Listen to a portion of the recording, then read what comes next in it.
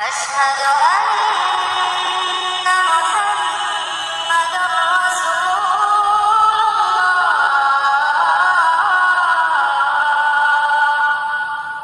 वालेकुम। तो आज हम क्लास 10 का एक्सरसाइज को सॉल्व करेंगे ना।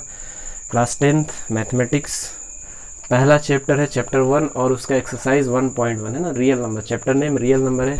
तो देखिए पहला क्वेश्चन को सॉल्व कर रहे हैं। पहला क्वेश्चन क्या है, use Euclid division algorithm to find HCF, है ना। HCF तो हम लोग बहुत बचपन में ही सीख जाते हैं डिवीजन मेथड से, लॉन्ग डिवीजन मेथड से सॉल्व करना।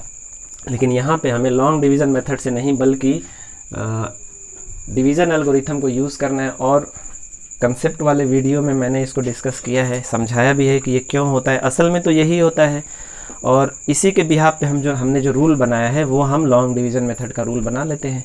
ठीक है, तो सबसे पहली बात कि वही A = BQ + R के फॉर्मेट में हम लिखते चले जाते हैं हर चीज़ को। तो देखो सबसे पहले मैं वही काम करूँगा कि A = BQ + R के फॉर्मेट में मैं इसको लिखूँगा। अच्छा, अब देखो यहाँ पे किस चीज़ में किस चीज़ का डिवाइड हो रहा है, ये भी एक, यहाँ पे असल में डिवाइड कौन हो रहा है, A डिवाइड हो रहा है, यानी A जो है डिविडेंट है, और B जो है वो क्या है, डिविज़र है, और Q जो क्या है, क्वोशिएंट है, और R जो है यहाँ पे BQ आ जाता है, और यहाँ पे क्या हो जाता है, R रिमाइंडर हो जाता है। तो यही चीज़ जो है, यही सेम सिनेरियो चलते रहता है हमारा किसमें, HCF में 1 by 1 हम करते जाते हैं।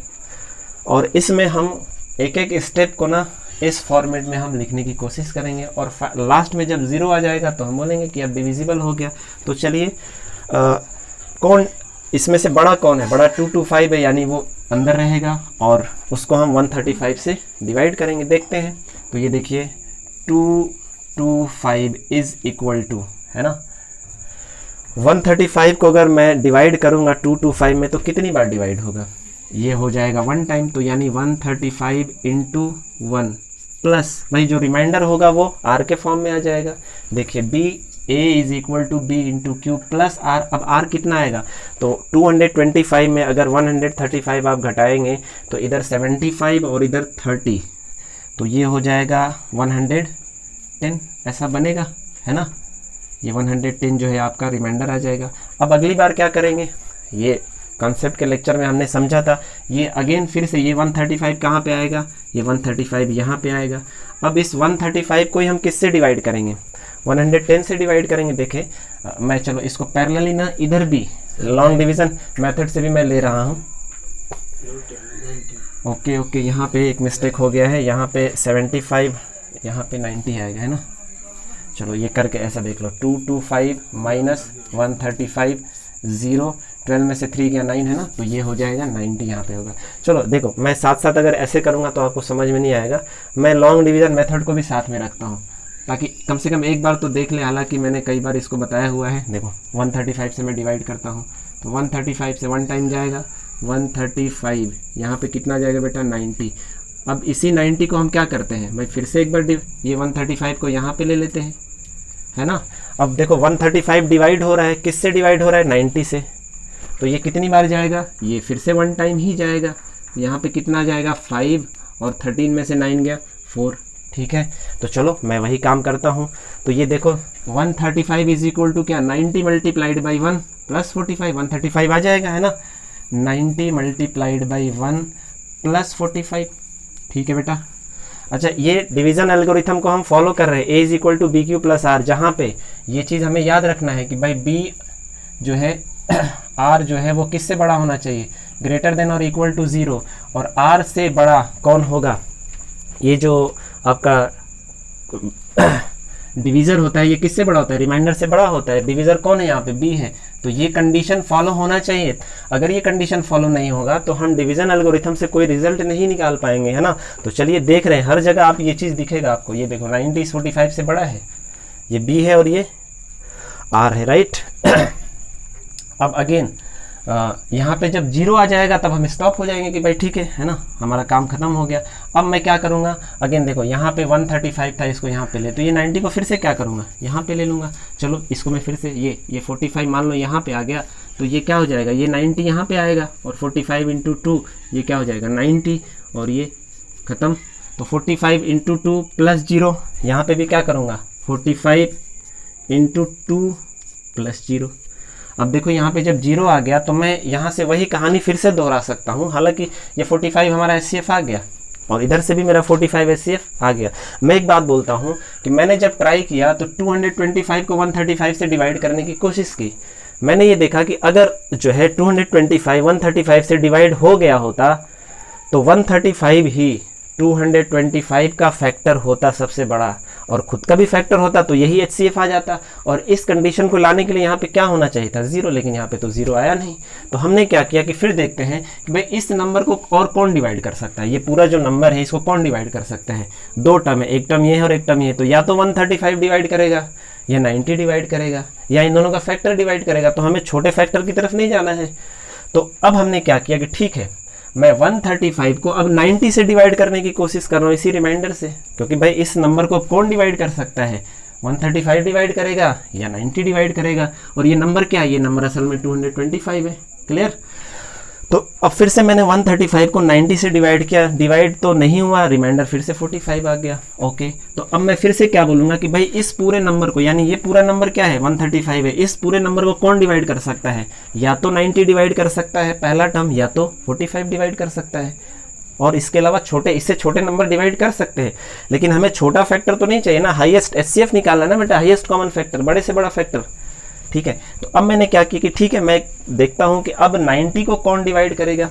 तो 90 को, अब देखो अगर 90 को जो डिवाइड कर देगा है ना, और 45 को भी डिवाइड कर देगा, तो वो जो है इस 135 को भी डिवाइड करेगा, राइट। और 135 को जो डिवाइड करेगा, देखो ये 90 को अगर जो डिवाइड कर दे और 45 को भी डिवाइड करे, 135 को डिवाइड करेगा 100%, और यहाँ भी फिर वो डिवाइड करेगा, 135 को भी डिवाइड करेगा और 90 को भी डिवाइड करेगा, तो फिर 225 को भी डिवाइड करेगा। तो वही क्या हो जाएगा, कॉमन फैक्टर हो जाएगा, हाईएस्ट कॉमन फैक्टर होगा।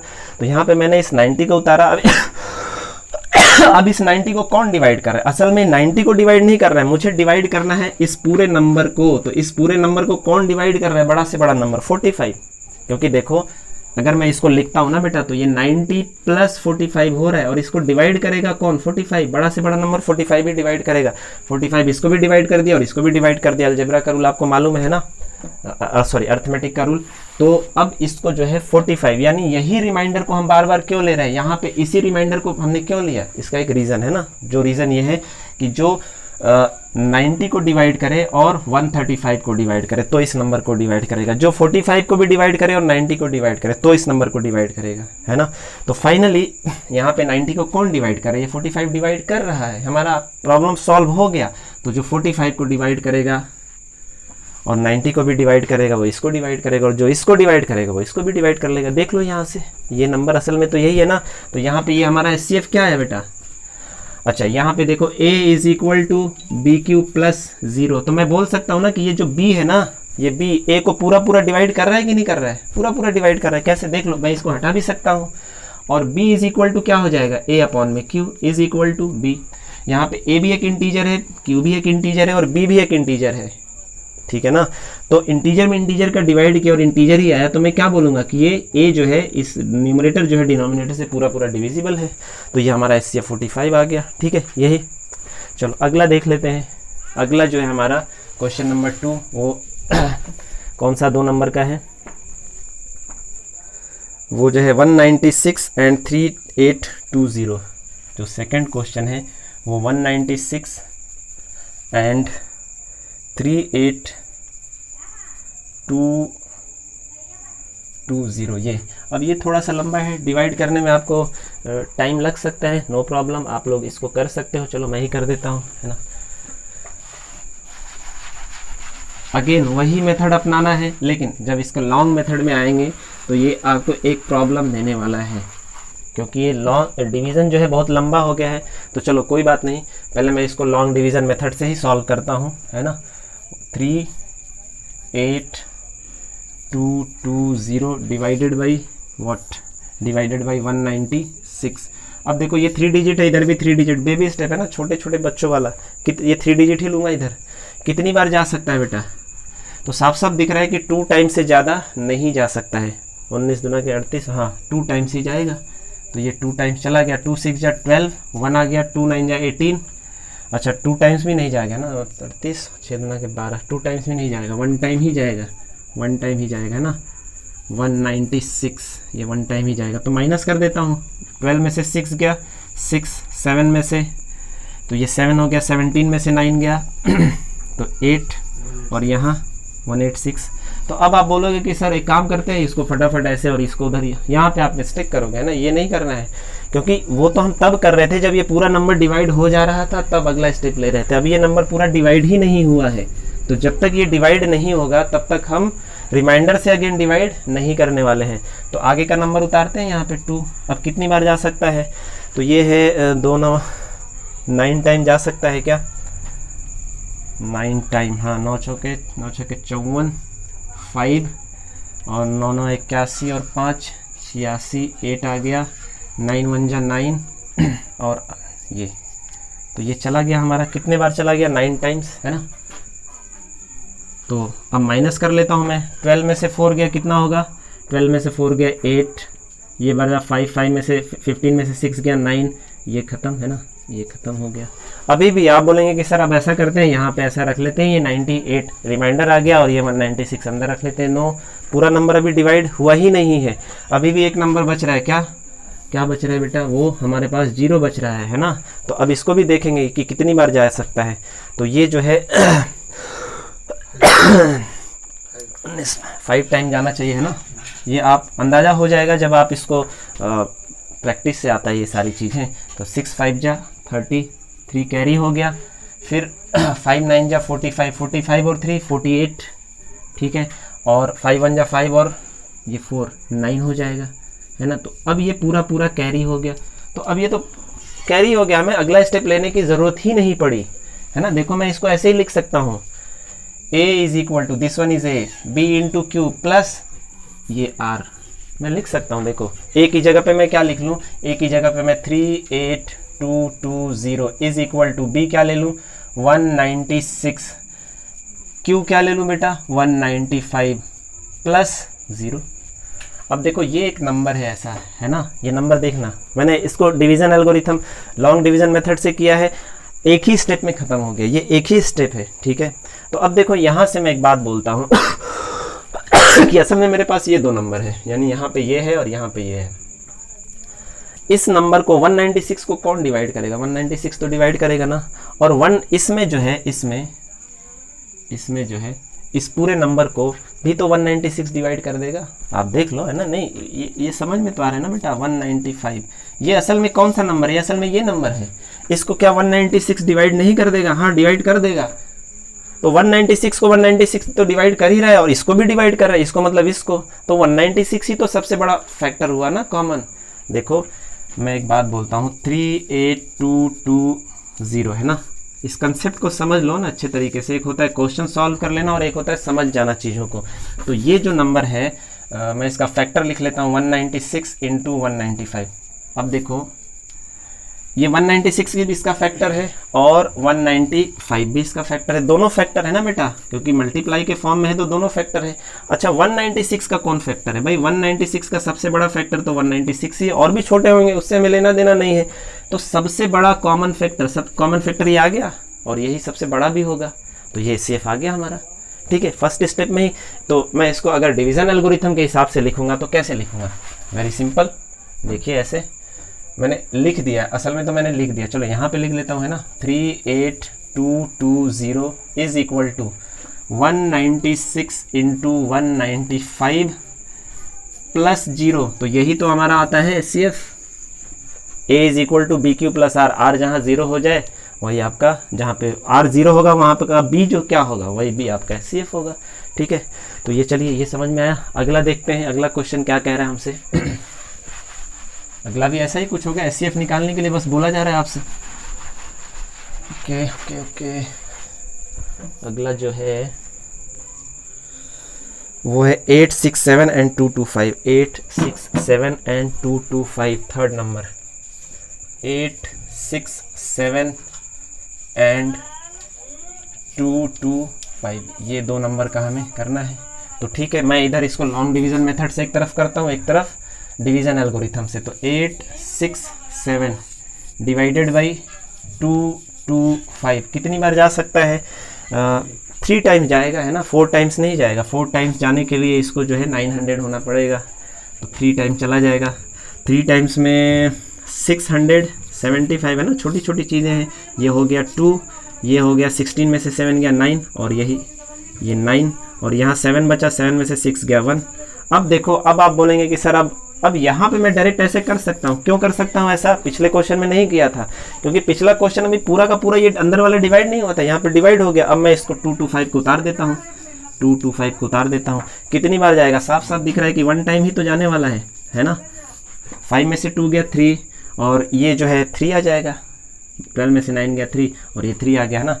अब अगेन फिर से मैं क्या करूँगा? फिर से इसको ऐसे उतारूँगा, ये 192 को ऐसे उतारूँगा।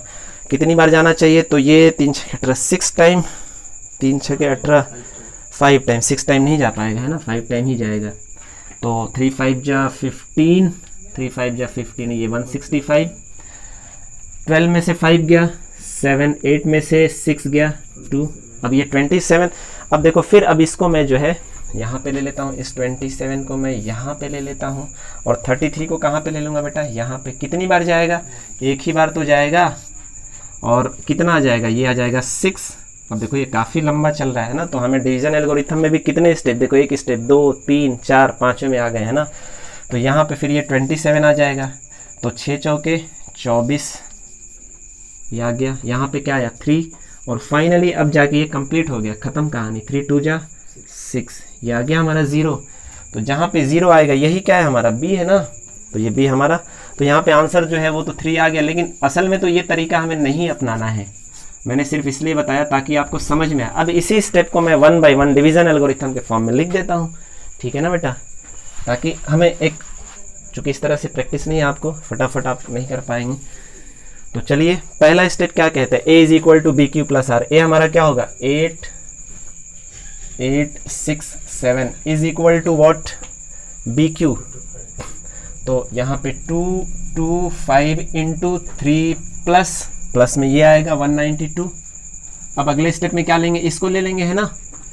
2 2 5 इज इक्वल टू वॉट? अब देखो ये 2 2 5 अंदर गया, तो 192 मल्टीप्लाइड बाई 1, है ना, मल्टीप्लाइड बाई 1, प्लस में क्या आएगा? ये वाला आ जाएगा 33। फिर अगला स्टेप में ये 192 यहाँ पे आ जाएगा। अच्छा ये क्यों चल रहा है ना, क्लियर है ना, बता चुका हूँ कई बार। तो 192 को अब किससे डिवाइड करूँगा? इसी 33 से। क्यों डिवाइड करूँगा? कि 33 को जो डिवाइड करेगा और 192 को भी जो डिवाइड करेगा वो इसको भी डिवाइड करेगा। तो चलो 192 33 मल्टीप्लाइड बाई कितनी बार? 5 बार जा रहा है। रिमाइंडर क्या बच रहा है? 27। ओके, फिर मैंने ले लिया आप 33 को इज इक्वल टू 33 को ले लिया आप 27 से डिवाइड करेंगे, है ना। 27 इंटू 1 प्लस 6 आ जाएगा, है ना। अब अगली बार क्या करूँगा, है ना। 27 is equal to 6 multiplied by 4 plus 3। फिर ये 6 यहाँ पे आ जाएगा, किससे डिवाइड होगा? 3 मल्टीप्लाइड बाई 2 प्लस 0। तो यही तो देखो, यही तो हमारा आंसर होता है। लास्ट में जब रिमाइंडर 0 आ गया तो उस टाइम बी आपका क्या है? देखो a is equal to B into Q plus R, यही आपका 3 आ गया आंसर। अब इसको फिर से उसी सिमेट्री में अगर समझना चाहोगे तो समझ लोगे, है ना। एक ही चीज़ को बार बार आप वही जो सिमेट्री मैंने बताया है वो आप इस पर भी अप्लाई करके देखो, आ जाएगा, है ना। चलो अगला क्वेश्चन क्या है? अब अगला क्वेश्चन जो है वो क्वेश्चन नंबर 2 है, राइट। और ये थोड़ा सा कंसेप्चुअल क्वेश्चन, ये तो सिंपल एचसीएफ है, ठीक है। चलो अगला क्वेश्चन करते हैं हम लोग।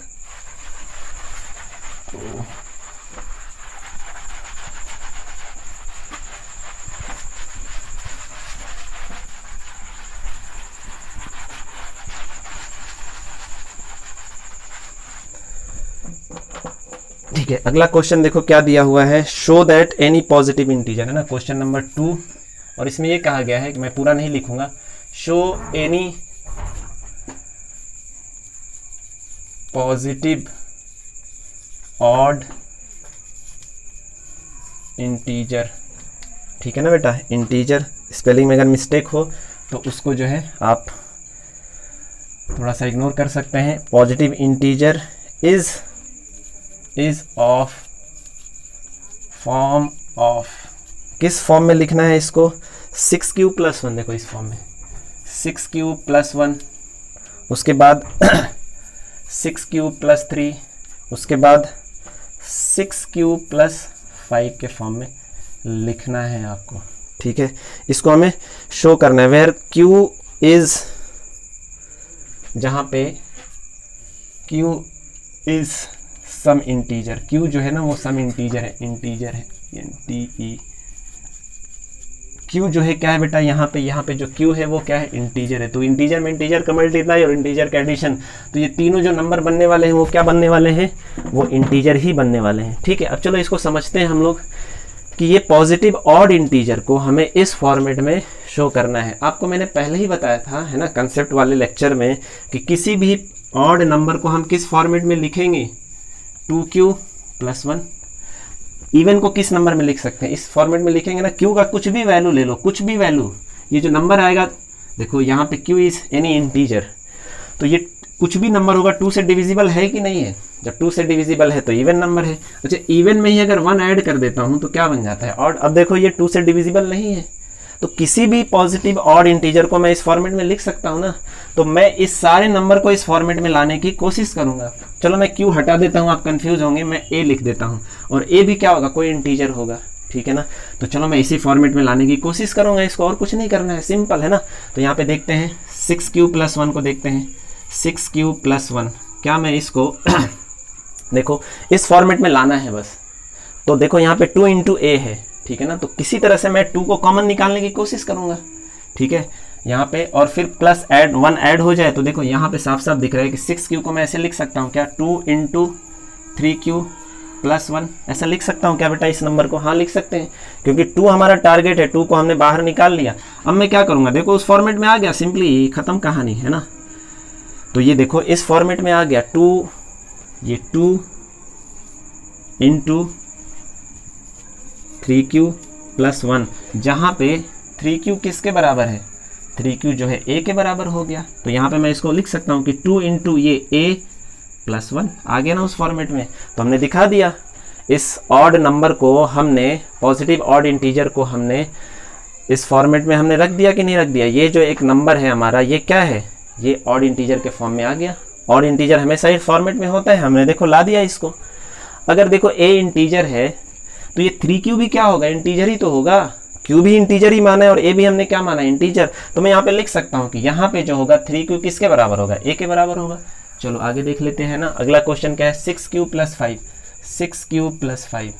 तो अब देखो फिर से अगेन मेरा टारगेट तो यही है कि +1 आ जाए और 2 × एनीथिंग, है ना। तो यहाँ पे देखो ये क्या हो जाएगा, 2 × 3q, ऐसा होगा कि नहीं होगा बेटा, प्लस। अब इसको मैं क्या लिखूं, इसको मैं लिखता हूं 2 + 1, ऐसा 5 को लिख सकता हूं क्या, हाँ लिख सकते हो। तो देखो आपके पास 1 टर्म, 2 टर्म, 3 टर्म, 4 टर्म, ऐसा आ गया आपके पास। एकदम से बेबी स्टेप है ना। मैं यहाँ पे 4 भी कर सकता था, मैंने नहीं किया, ताकि आपको एकदम सिंपल समझिए। अब मैं इसमें से क्या करूँगा, 2 को किसी तरह से कॉमन निकालूंगा, ताकि इस फॉर्मेट में ये जो नंबर है, ये नंबर इसमें से मैं इस फॉर्मेट में लाना है, इस फॉर्मेट में ला दिया, प्रूव हो जाएगा कि ऑड नंबर है। तो चलो मैं इसमें से 2 को बाहर निकालता हूँ, ये एक टर्म, यहाँ से यहाँ ये दूसरा टर्म, ये तीसरा टर्म, चौथा टर्म। तो जहाँ से 2 निकल सकता है वहाँ से 2 मैं निकालता हूँ। तो यहाँ से देखो 2 निकल गया ऐसा में, तो यहाँ पे क्या बचा बेटा, 3q बचा। यहाँ पे क्या बच जाएगा, 1 बचेगा। यहाँ पे क्या बचेगा, 1 बचेगा। अच्छा इसमें तो नहीं निकल सकता ना, तो इसको ब्रैकेट के बाहर छोड़ देते हैं ऐसे, ठीक है। ये कहानी समझ में आई। अब देखो ये फाइनली ये क्या हो जाएगा, 2 3q + 1 क्या हो जाएगा, 2, और ये जो है +1 ऐसा। तो अब आप बोलेंगे सर इसमें से 2 क्यों नहीं बाहर निकाल लिया आप, नहीं इसमें से, यहाँ ये तो 2 निकल जाएगा, इसमें से 2 कहाँ निकलेगा, नहीं निकलेगा, है ना। तो हम निकलेगा, लेकिन इस तरीके से नहीं निकलेगा, इंटीजर नहीं रह जाएगा फिर, ठीक है। तो ये देखो यहाँ पे ये 2 × a + 1 के फॉर्मेट में आया कि नहीं आया, और a क्या है आपका, ये आपका a हो गया। मैं यहाँ पे लिख देता हूँ, यहाँ पे a आपका क्या हो गया, a = 3q + 2 हो गया। यहाँ पे a क्या आया था, a = 3q आया था। यहाँ पे a क्या आया, 3q + 2 आया। कोई दिक्कत नहीं, q एक इंटीजर है, 3 का मल्टीप्लाई करोगे इंटीजर, 2 ऐड करोगे इंटीजर, तो a भी इंटीजर ही तो बनेगा। देखो उस फॉर्मेट में आया कि नहीं गया, 2 × a + 1।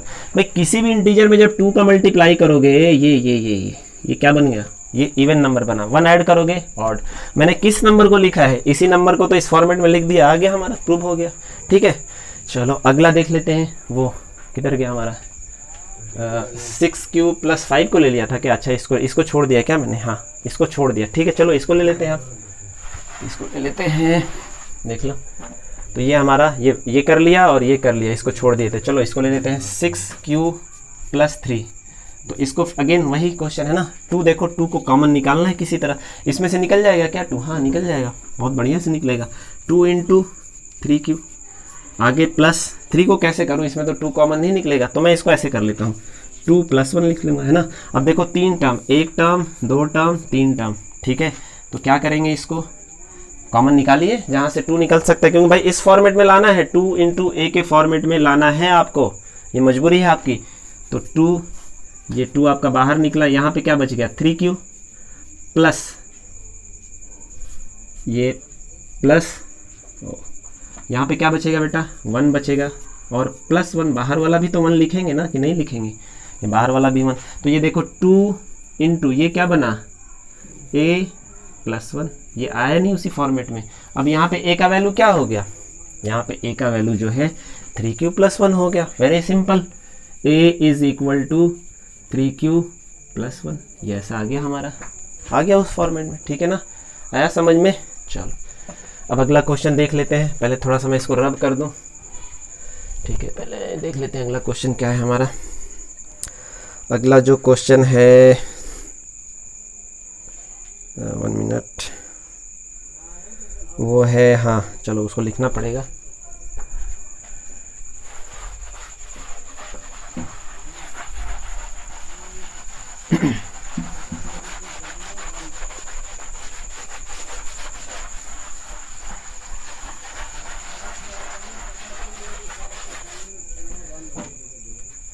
चलिए अगला क्वेश्चन जो है वो मैं लिख दूं क्या, लिखने में तो काफ़ी लंबा दिख रहा है मुझे। देखो अगला क्वेश्चन मैं पढ़ देता हूं, है ना, एक बार, और उसको जो है आप जो है खुद से जो है हिंदी में मैं इसको पढ़ देता हूं और आप देखिएगा, है ना। क्वेश्चन नंबर 3 क्या कह रहा है, क्वेश्चन नंबर 3 को मैं पढ़ देता हूं हिंदी में। देखो ये कह रहा है, क्वेश्चन नंबर है, एन आर्मी कॉन्टीजेंट, मतलब एक जत्था है आर्मी का, of 616 member is to march behind an army band, इसको दूसरे आर्मी बैंड के पीछे मार्च करना है, ऑफ 32 मेंबर, जिसमें 32 मेंबर है, राइट, इन ए परेड, मतलब 2 बैंड है, एक में 32 है, एक में 616 है, तो 616 वालों को 32 वालों के पीछे ही आके मार्च करना है, right. The 2 groups are to march in the same number of column, number of column क्या होना चाहिए, सेम, लाइन, जिसको हम लाइन बोलते हैं। सो पूछ रहा है कि what is the maximum number of column in which they can march, तो पूछ रहा है कि मैक्सिमम नंबर ऑफ कॉलम फिर क्या होने चाहिए। देखो ऐसा समझो 616 है और 32 है ना, हाँ 2 आर्मी बैंड है, एक 616 है एक में और एक में 32 है। फिलहाल तो आपको टीचर बता देंगे कि एचसीएफ निकाल लो फटाफट, लेकिन एचसीएफ क्यों निकलेगा, है ना, पीछे का रीजन जरा समझ लीजिए आप। तो इसमें 616 लोग हैं और इसमें 32 लोग हैं। अच्छा मान लो इसमें 32 लोग हैं ना, तो मान लो इसमें कुछ लाइन्स होंगे, ऐसा मान लो, ठीक, चलो ऐसा ले लो, मान लो इसमें मान लेते हैं सपोज दैट कि 8 लाइन होंगे, और हर लाइन में फिर कितने बंदे होंगे, 4 4 4 4, है ना। तो इसमें भी फिर 8 ही लाइन होने चाहिए, यही क्वेश्चन कह रहा है कि जितना इसमें लाइन है ना उतना ही इसमें ही सेम नंबर ऑफ कॉलम होने चाहिए। तो अगर मान लेते हैं कि इसमें 8 होगा तो फिर इसमें भी 8 होगा, ठीक। अब चलो मैं एक चीज़ दिखाता हूँ आपको कि ये जो 616 होगा बेटा, ये क्या है, नंबर ऑफ, ये जो है नंबर ऑफ आर्मी, ये जो है नंबर ऑफ आर्मी है भाई, आर्मी में इतने लोग हैं 616, तो इसको मैं कुछ इस तरीके से लिख सकता हूँ क्या, देखो ऐसे कि number of column, number of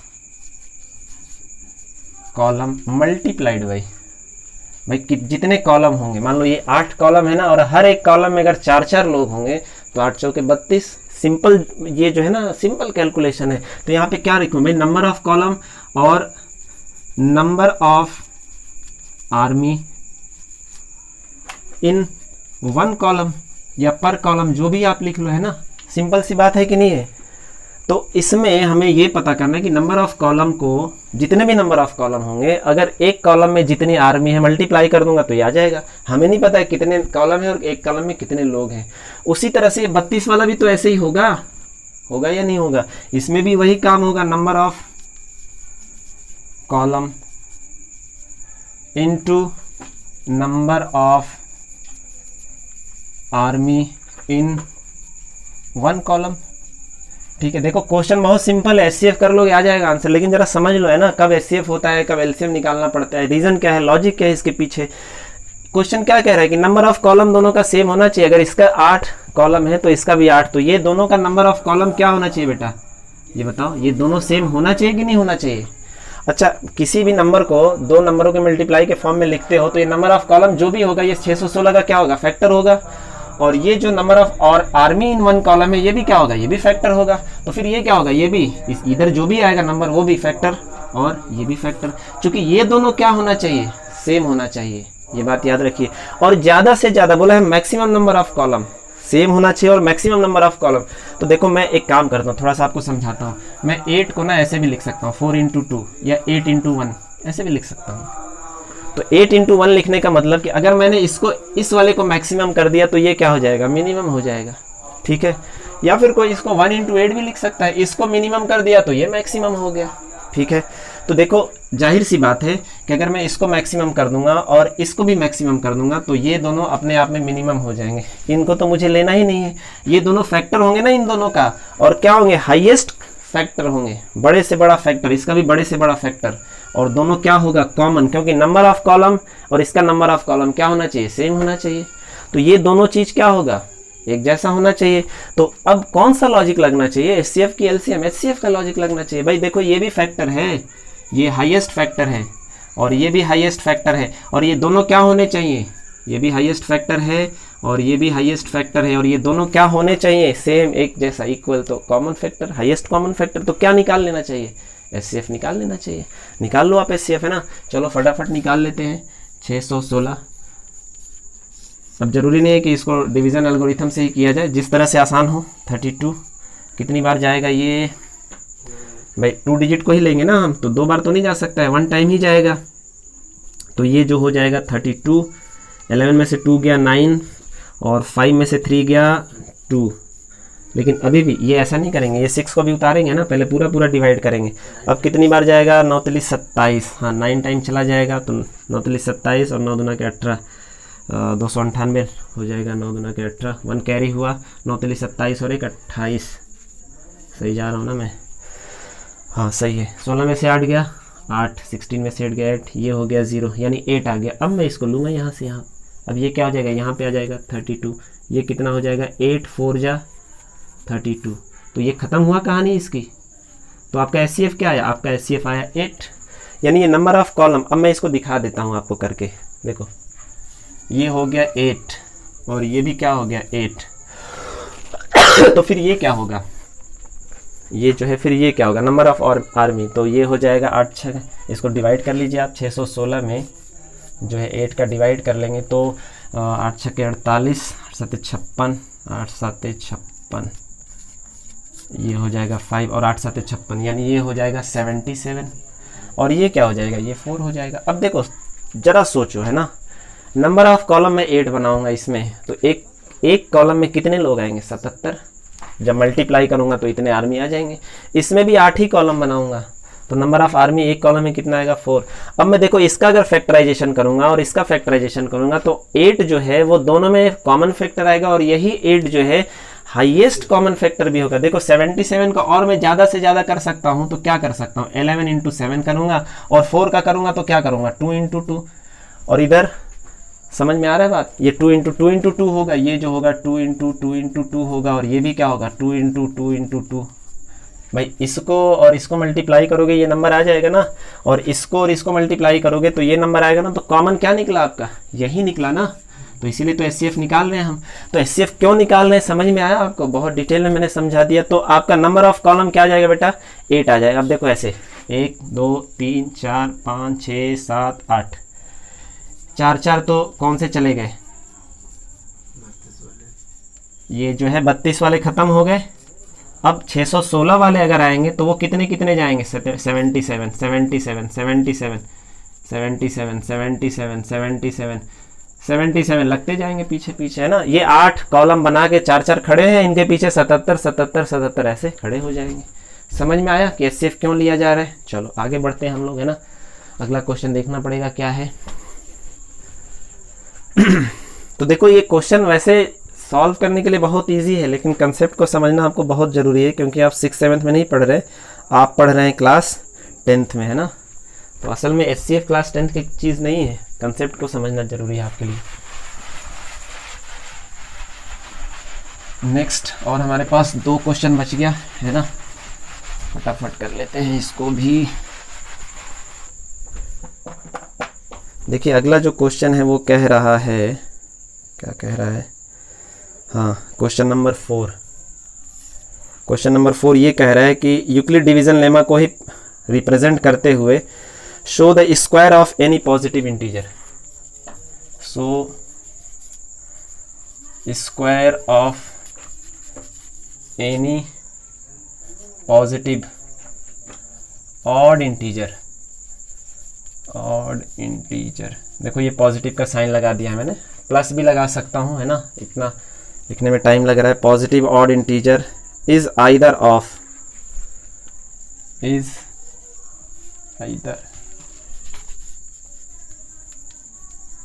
either of, किस फॉर्मेट में होना चाहिए, ये जो है फॉर्मेट इसका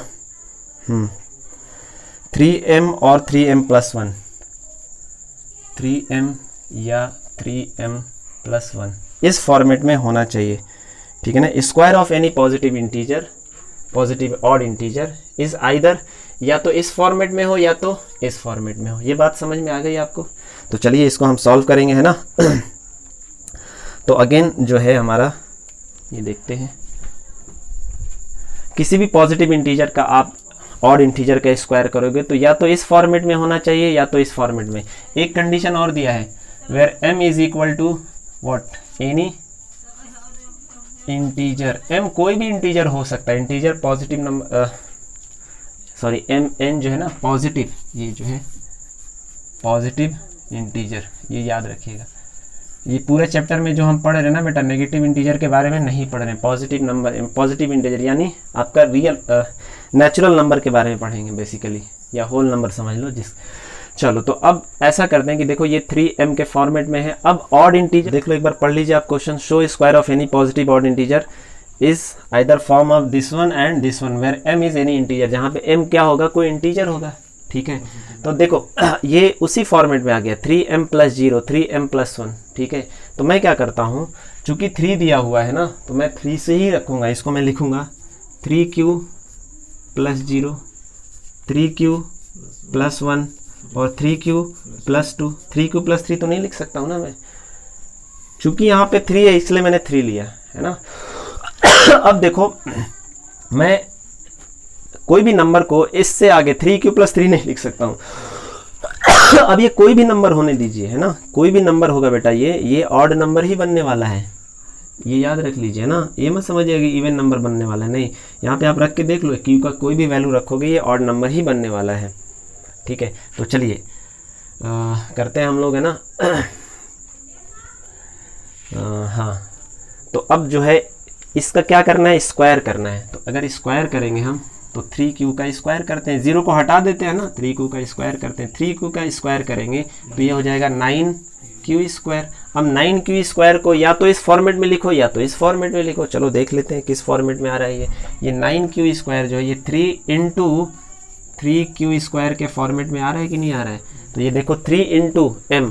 अब यहाँ पे m का क्या वैल्यू होगा, जहाँ पे m का वैल्यू होगा 3q²। समझ में आया क्या ये कहानी, ठीक है ना।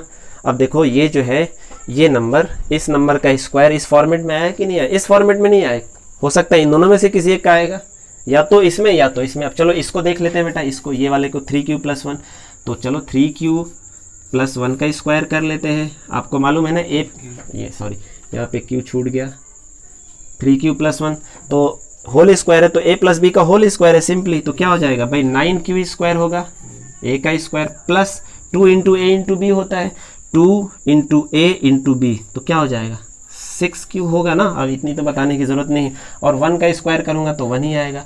अब मुझे इस नंबर को या तो इस फॉर्मेट में लिखना है या तो इस फॉर्मेट में लिखना है, ठीक है। तो देखो इस फॉर्मेट में तो नहीं आने वाला है, साफ साफ समझ में आ रहा है कि कुछ भी कॉमन निकालोगे ऐसा फॉर्मेट नहीं आ सकता है। देखो यहाँ पे कॉमन सॉरी ये रिमाइंडर 1 और यहाँ भी 1, तो इस फॉर्मेट में आ जाएगा। तो क्या चीज़ कॉमन है, देखो ये दोनों टर्म में 3q कॉमन है, राइट। तो मैं यहाँ से 3q कॉमन निकाल लूँ। 3q को अगर मैं कॉमन निकालता हूँ तो यहाँ क्या बचेगा बेटा, यहाँ पे 3q ही बचेगा, प्लस क्या बचेगा 2 बचेगा, और प्लस बाहर क्या आ जाएगा 1। अब देखो फाइनली यहाँ से लेके यहाँ तक मैं इसको ऐसे लिख सकता हूँ क्या, 3 into Q under bracket 3q plus 2 और फिर बाहर प्लस 1। तो यहाँ से लेके ये यहाँ तक ये क्या है भाई, 3 के आगे ये q multiplied by 3q plus 2, ये क्या है, इंटीजर ही तो है। q अगर एक इंटीजर है, q हमने क्या माना भाई, देखो किसी भी नंबर को हम इस फॉर्मेट में लिख सकते हैं ना। अगर 3 से स्टार्ट किया तो 3q प्लस 2 तक जाएगा और मिनिमम 3q प्लस 0। तो q अगर एक इंटीजर है तो ये भी क्या बनेगा, इंटीजर। और यही जो है ये पूरा यहाँ से लेके यहाँ तक ये क्या बनेगा, ये जो है एक इंटीजर ही तो बनेगा। तो ये जो है 3 इंटू देखो m प्लस 1 के फॉर्मेट में आया कि नहीं आया, और m क्या हुआ, इंटीजर। तो मैं यहाँ m का वैल्यू लिख देता हूँ, है ना। यहाँ पे m का वैल्यू क्या आया, देखो यहाँ पे m का वैल्यू क्या था, 3q स्क्वायर था। यहाँ पे m का वैल्यू क्या आ गया, यहाँ पे m का वैल्यू 3q प्लस 2 आ गया, ठीक है। 3q प्लस 2 आ गया। अब अगला क्वेश्चन बचा हमारा ये 3q प्लस 2, इसको सॉल्व करना है। तो मुझे इसको मिटाना पड़ेगा, नहीं इधर देख लेते हैं ना, हो जाएगा इधर देख लेते हैं ना। चलिए ये जो है हमारा, अब इस क्वेश्चन को लेते हैं। तो यहाँ पे 3q प्लस 2 क्या करना है बेटा, इसका स्क्वायर ही तो करना है। तो स्क्वायर करेंगे तो क्या आ जाएगा, 9q square plus 2 into a into b, तो ये क्या हो जाएगा 12q हो जाएगा ना। करके देख लो, 2 इंटू इसका इससे मल्टीप्लाई करो और 2 से मल्टीप्लाई करो, ये आ जाएगा। और 2 का स्क्वायर क्या बनेगा 4। अब फिर से देखो इस फॉर्मेट में नहीं आ सकता है, आप देख लो कॉमन, यहाँ पे तीनों टर्म में कुछ कॉमन निकलेगा तब शायद इस फॉर्मेट में आ जाए, लेकिन तीनों टर्म में कुछ भी कॉमन नहीं है। हाँ इसमें तो कॉमन मिल जाएगा मुझे, ठीक है ना, लेकिन मुझे +1 भी लाना है फिर। तो +1 लाने के लिए मैं क्या करूँगा बेटा, देखो 9, थोड़ा सा मैनिपुलेशन आप सीखते जाएंगे। 12q प्लस 4 को मैं कैसे लिखूंगा, 3 + 1। अब देखो 1 आ गया ना लास्ट में, यहाँ पे 1 है, उधर भी आ गया ना। अब देखो इन तीनों टर्म में यहाँ इसमें 3 कॉमन है, 3 को निकाल लेता हूँ, ठीक है। तो ये देख चूंकि 3 इसमें भी है तो 3 आना चाहिए कॉमन, हमारा टारगेट 3 कॉमन निकलना चाहिए। और फिर या तो +0 हो या +1 हो। तो यहाँ से क्या हो जाएगा बेटा, ये q स्क्वायर बन जाएगा प्लस ये क्या बनेगा 4, हाँ यहाँ पे जो है 3q होगा, है ना, ये 3q स्क्वायर होगा। यहाँ पे क्या होगा, ये हो जाएगा 4q प्लस 1 और इधर क्या हो जाएगा +1। अब देखो ये उस फॉर्मेट में आया कि नहीं आया, 3 इंटू m प्लस 1, 3 इंटू ये क्या हो गया, यहाँ से यहाँ ये क्या हुआ m, तो m का क्या वैल्यू आया, m का वैल्यू आया 3q square plus 4q plus 1। अब देखो यहाँ पे m का वैल्यू कुछ अलग आ गया पहले क्वेश्चन में, दूसरे में m का वैल्यू कुछ अलग आया और तीसरे में कुछ अलग आया। अब देखो ये क्वेश्चन कोई बहुत बड़ी चीज़ नहीं है, लेकिन समझ में नहीं आता है फर्स्ट टाइम। तो मैं यही बोलूँगा कि आप बार बार इस क्वेश्चन को देखिए, समझने की कोशिश करिए, आ जाएगा समझ में। और कोई तरीका बहुत ज़्यादा इसमें नहीं है कि इसको बहुत एक्सप्लेन करूँ मैं, ठीक है। अब शायद अगला और लास्ट क्वेश्चन आप लोगों का होगा मेरे ख्याल से, एक क्वेश्चन और दिखा रहा था, हाँ ठीक है, यूज़ वैसा ही कुछ है। चलिए इसको भी देख लेते हैं, लास्ट क्वेश्चन।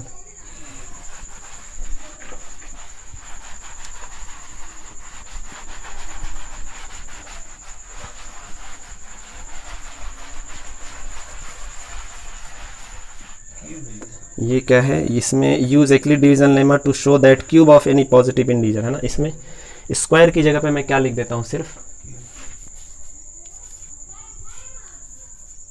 क्वेश्चन चूंकि दूसरे तरीके से लिखा है, लेकिन मैं चूंकि आसान तरीके में लिख देता हूँ, इन द फॉर्म ऑफ, अच्छा इन द फॉर्म ऑफ यहाँ पे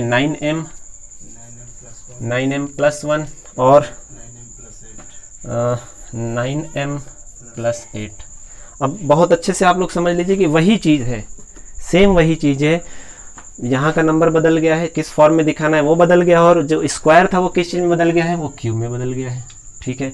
तो अब देखो यहाँ 9 है ना बेटा, तो फिर से आप क्या लोगे, 3 ही लोगे, है ना, क्योंकि 9 जो दिया है ना उसका फैक्टर ही लेना होता है, नहीं तो फिर हम फंस जाएंगे, कर नहीं पाएंगे, ठीक।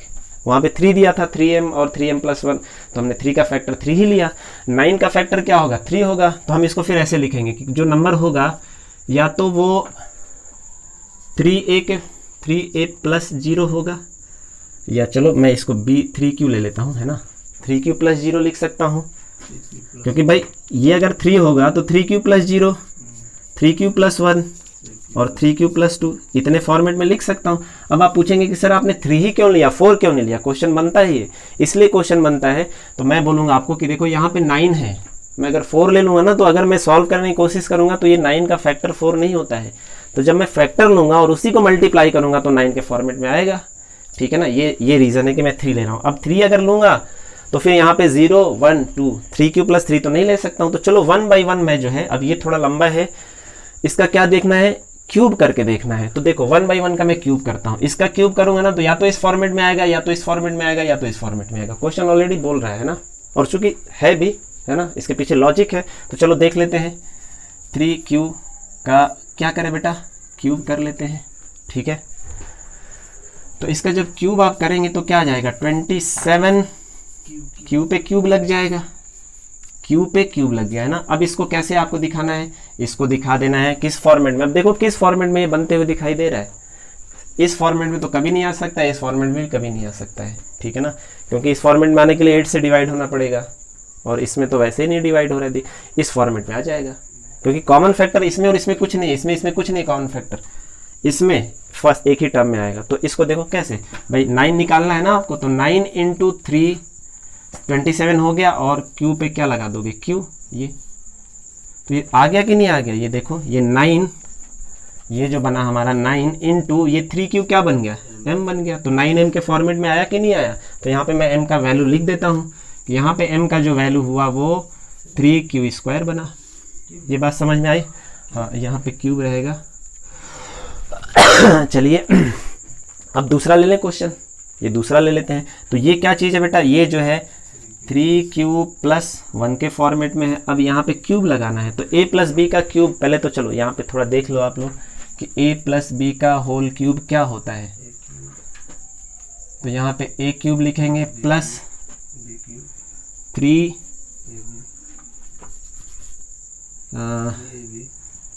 a³ प्लस नहीं, चलो देखो थोड़ा सा मैं भी भूल रहा हूँ, a+b का स्क्वायर इंटू a+b, ऐसा हो जाएगा ना, ऐसा होगा।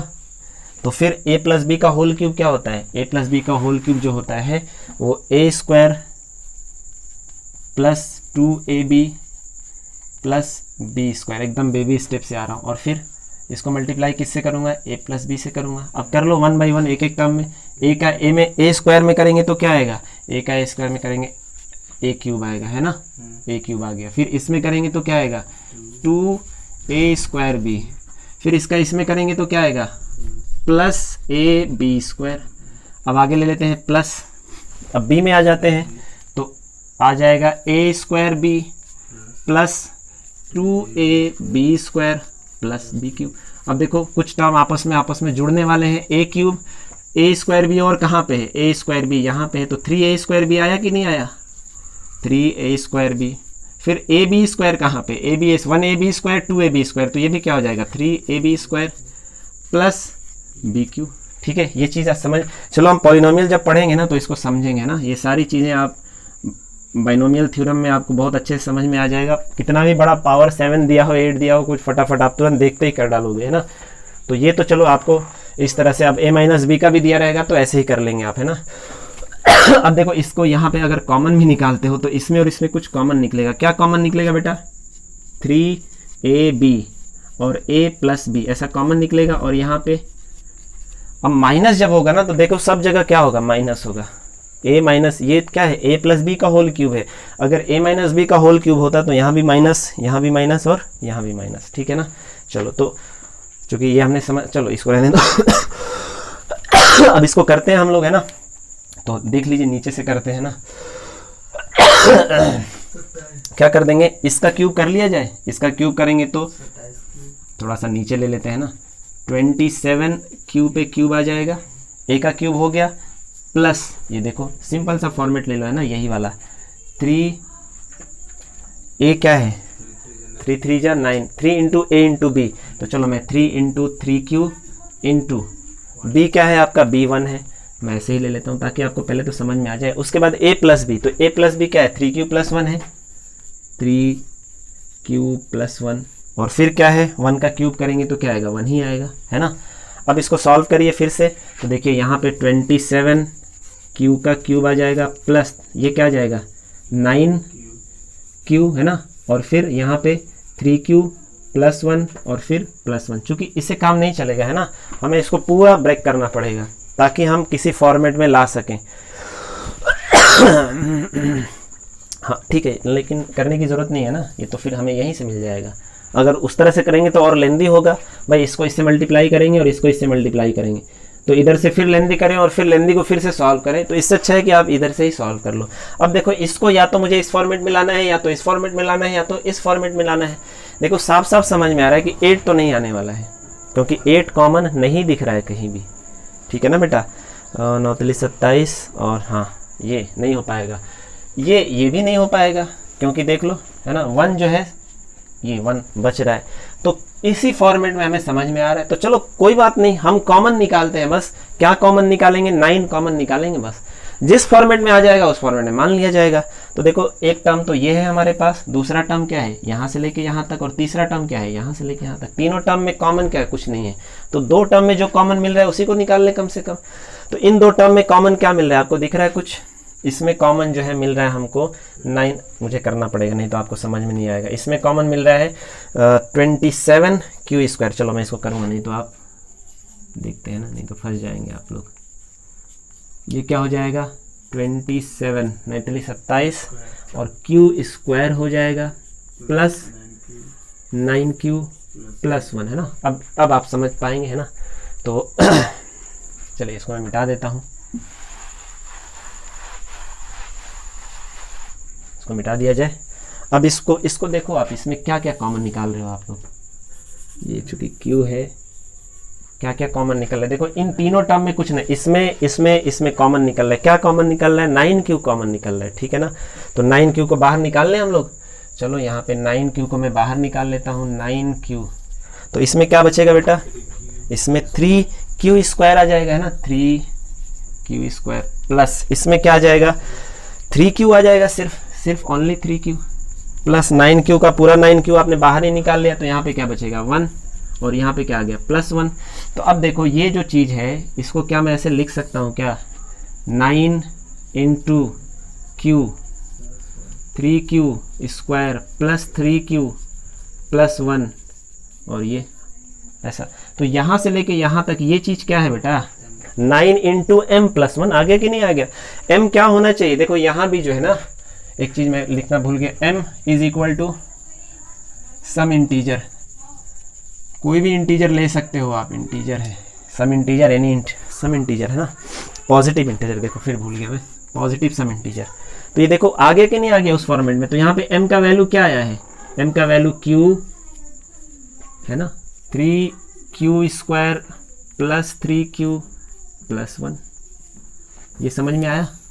यहाँ पे m का वैल्यू क्या आया था 3q क्यूब, और दूसरे में m का वैल्यू क्या आ गया, ये आ गया। ठीक है, देख लीजिए इसको अच्छे से। अब चलिए तीसरा करते हैं। तीसरा भी सेम यही फॉर्मेट लगेगा,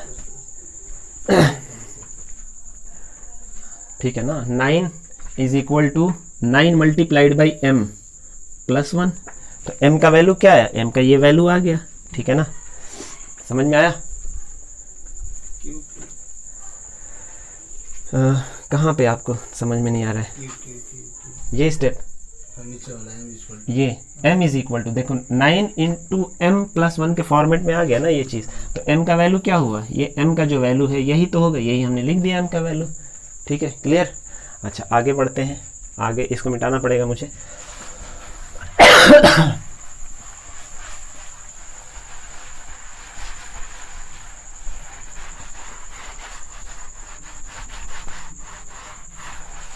अब चलो लास्ट बच गया हमारा ना ये वाला, तो इसको भी क्या करेंगे, क्यूब ही तो करना है, 3q प्लस 2 का क्यूब।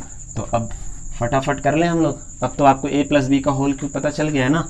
तो क्या होगा 3 का क्यूब प्लस 3ab, फिर a प्लस बी कर लेते हैं ना, 3ab। तो चलो ये मैं बेबी स्टेप में लिख देता हूँ, 3 इंटू ए, 3 क्यू, b क्या है, फिर 2 है, और ये क्या आ जाएगा, a प्लस बी है ना, 3 क्यूब प्लस 2, और फिर इसका क्यूब होगा तो क्या आएगा, 8 आ जाएगा। क्लियर है ये चीज़? देखो a का cube plus 3 into a into b, under bracket a plus b का क्यूब, यही फॉर्मेट आता है a प्लस बी का होल क्यूब। आप करके देख लेना। अब इसको सॉल्व करते हैं, तो ये जो है 3 इस क्यूब प्लस 3 3 जा 9, 9 2 जा 18 है ना, 18 क्यू हो जाएगा। यहाँ पे क्या बचेगा, 3 क्यू प्लस 2 बचेगा है ना, और प्लस 8। चलो मैं इसको फिर से तोड़ देता हूँ ना, ताकि आपको अच्छे से समझ में आए ना, नहीं तो आप मिस्टेक करेंगे, कंफ्यूज करेंगे। तो 3 क्यूब प्लस 18 3 जा कितना होता है, 54 है ना, 18 3 जा 54, क्यू इंटू क्यू स्क्वायर, और फिर 18 इंटू 2 ये हो जाएगा 36 क्यू प्लस 8। अब ये अपना एकदम से एक्सपेंडेड फॉर्म में आ गया। अब देखो इस फॉर्मेट में तो नहीं आने वाला है, क्योंकि इस फॉर्मेट में आने के लिए सब में कुछ ना कुछ कॉमन मिलना चाहिए, नहीं है।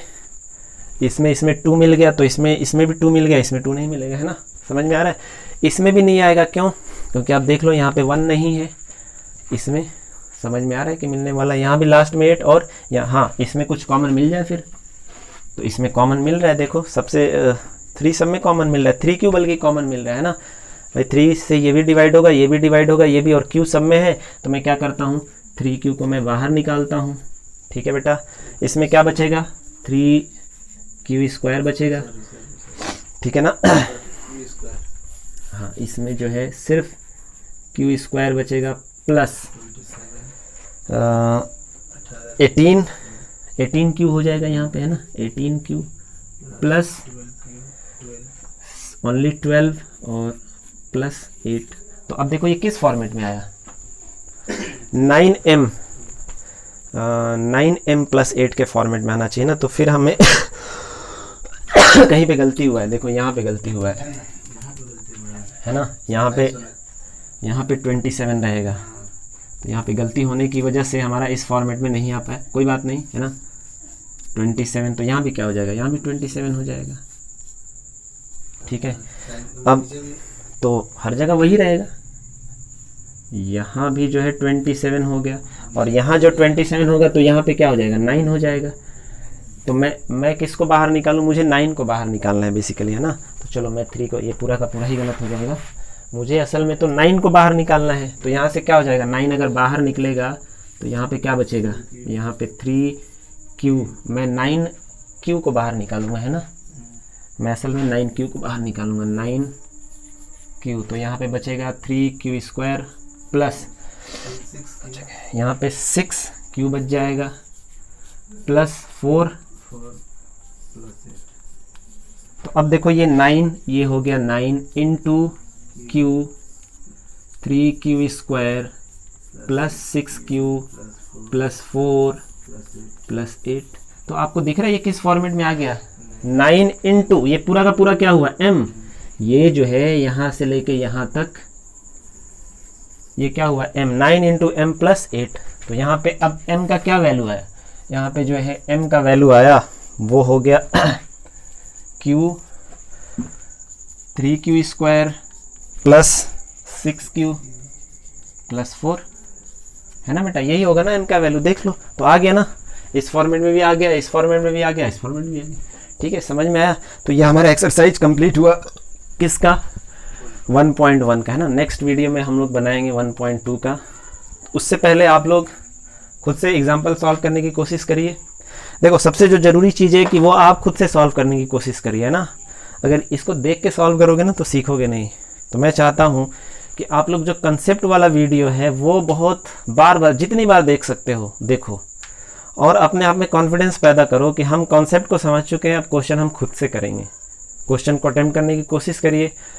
और बाय द वे अगर क्वेश्चन फिर भी नहीं समझ में आ रहा है तो इससे हेल्प लीजिए, है ना। मैं आपको बिल्कुल रिकमेंड नहीं करूँगा कि आप मेरा ये जो सोल्यूशन वाला वीडियो है पूरा देखिए, नहीं जब आ रहा है तब देखिए। आप लोग बिल्कुल जो है अपने से खुद से कोशिश करिए। अच्छा जिसको नहीं आ रहा है चलो उसने देख लिया, तो इसको देखने के बाद आप किसको सॉल्व करोगे? पूरा एनसीईआरटी के क्वेश्चन को ही मैं सॉल्व करने वाला हूँ, तो आप किसको फिर सॉल्व करोगे? आप फिर दूसरे बुक्स जो RS अग्रवाल हो गया, RD शर्मा हो गया, या और भी जितने बुक और जितने तरह के आपको क्वेश्चन मिल सकते हैं उसको अपने से सॉल्व करना पड़ेगा। देखो, जब तक आप क्वेश्चन अगर कंसेप्ट समझ भी गए हो, क्वेश्चन सॉल्व नहीं करोगे तो आप जो है ना क्वेश्चन में फंस जाएंगे। प्रैक्टिस नहीं होगा तो क्वेश्चन में फंस जाएंगे, ठीक है। और चाहे जितना आपने क्वेश्चन सॉल्व कर लिया, कंसेप्ट अगर आपका क्लियर नहीं है तो भी फंसने वाले हैं। दोनों इक्वली इंपॉर्टेंस रखता है, ठीक है ना बेटा। तो चलिए, आप लोगों का बहुत बहुत शुक्रिया। अस्सलाम वालेकुम रहमतुल्लाहि व बरकातहू।